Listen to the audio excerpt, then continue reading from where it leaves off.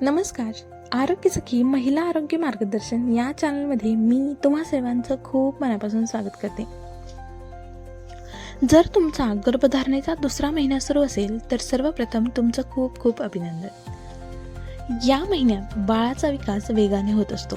त्याचबरोबर अनेक महिलांना मळमळ, उलट्या, थकवा, वारंवार लघवी लागणं, वासांची संवेदनशीलता आणि मूडमध्ये बदल जाणवू शकतात. म्हणूनच या काळात योग्य दिनक्रम पाळणं हे खूप महत्त्वाचं आहे. मग आजच्या व्हिडिओमध्ये आपण सकाळपासून रात्रीपर्यंतचा आदर्श दिनक्रम, आहार, व्यायाम, विश्रांती आणि कोणत्या गोष्टी टाळायला हव्यात हे सगळं जाणून घेणार आहोत. चला तर मग सुरुवात करूया.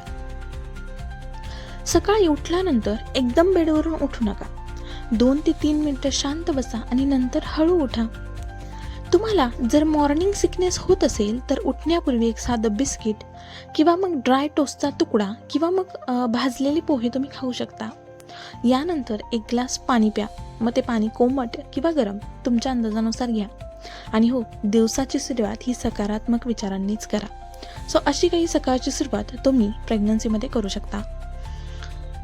आता बघा, दुसऱ्या महिन्यात नाश्ता टाळणं हे काही योग्य नाही. मग नाश्त्यामध्ये तुम्ही काय खाऊ शकता, तर अशा काही पदार्थांचा तुम्ही समावेश करा जे पदार्थ हलके आणि पचनासाठी खूप हलके असतील. जसं की पोहे, उपमा, इडली सांबार, मूग डाळीचा चिला, उकडलेलं अंडी, दूध, दही, ताजी फळं आणि हो, डॉक्टरांनी दिलेलं फॉलिक ॲसिड, आयर्न किंवा मग इतर तुमची काही औषधं असतील तर ती वेळेवर घ्यायला विसरू नका. चला तर मग आता दिवसभर काय कराल, तर दिवसभरात तुम्ही 2.5 ते 3 लिटर पाणी प्यायलाच हवं. आणि हो, एकाच वेळी भरपूर खाण्यापेक्षा दर 2 ते 3 तासांनी थोडं थोडं खा. आणि हो, पौष्टिक आहार नक्की घ्या. यामुळं मळमळ कमी होण्यास मदत होते. आता तुम्ही स्नॅक्स म्हणून काही गोष्टी खाऊ शकता, जसं की बदाम, हंगामी फळं, दही, अंकुरलेली कडधान्य यांचा समावेश करा स्नॅक्स म्हणून. आता दिवसभराचं रुटीन तुमचं झाल्यानंतर तुम्हाला जर डॉक्टरांनी परमिशन दिली असेल व्यायाम करण्यासाठी, तर तुम्ही व्यायामही करू शकता.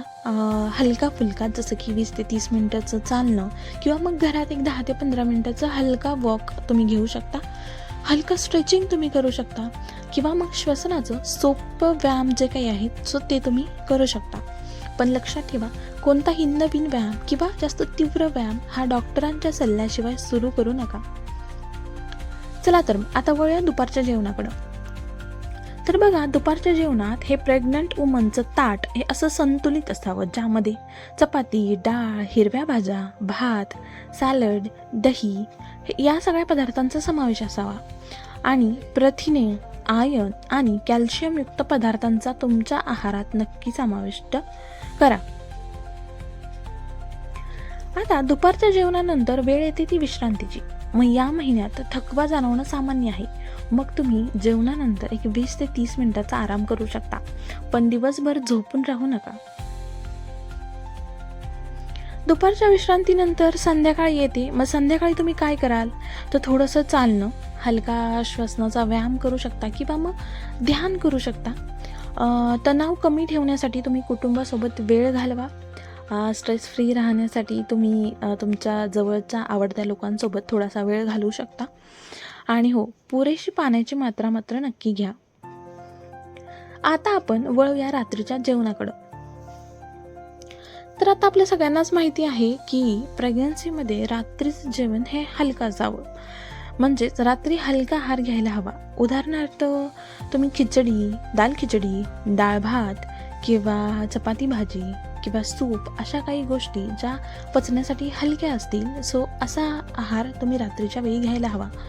पण झोपण्याच्या किमान 2 तास आधी तुमचं जेवण पूर्ण करायला हवं.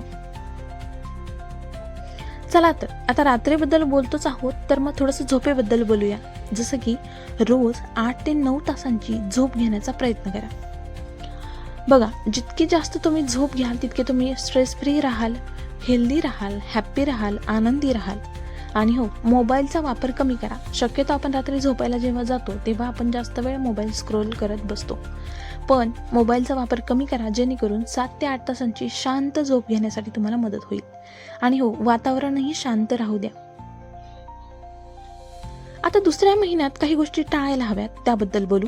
जसं की धूम्रपान, मद्यपान जर कोणाला सवय असेल तर ते तुम्ही टाळायला हवं, स्पेशली प्रेग्नन्सीमध्ये.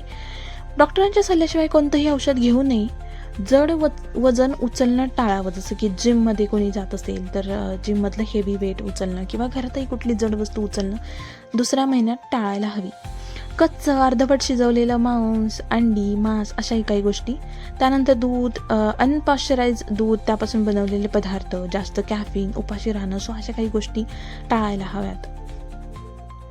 दुसऱ्या महिन्यात बाळाचं हृदय धडधडू लागतं आणि हातापायांची सुरुवात होते. मेंदू आणि इतर महत्त्वाचे अवयव हे वेगाने विकसित होत असतात.